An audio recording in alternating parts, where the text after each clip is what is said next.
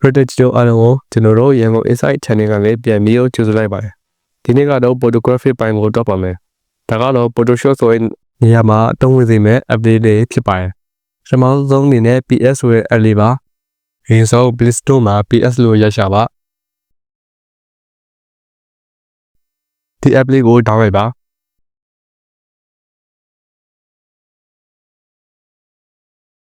ဒီ application တွေကပုံတွေကို short နဲ့မြန်မာလိုပို့စေပါတယ်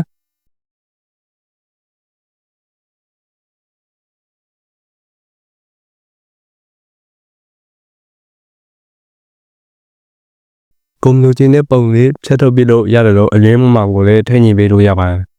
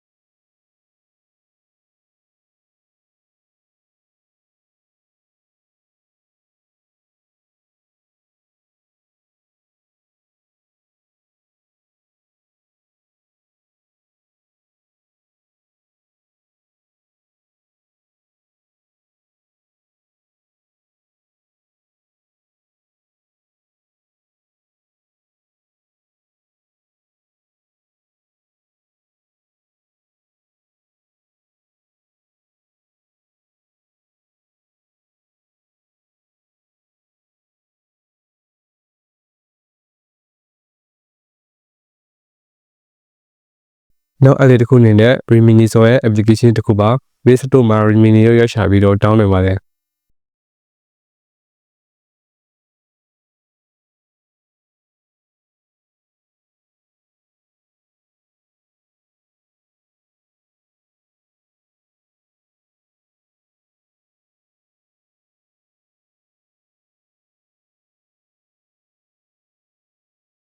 ဒီ Photoshop app လေးကလည်းပုံတွေကိုချင်းမြင်တက်အောင်လုပ်နိုင်စွမ်းရှိတယ်လို့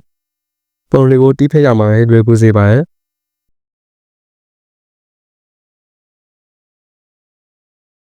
ဟုတ်ကဲ့ပါဒီနေ့ကြောင်းရာလေးကဒီတော့ပါပဲအဆုံးကြည့်ရှုအားပေးကြတဲ့အတွက်ကျေးဇူးတင်ပါတယ်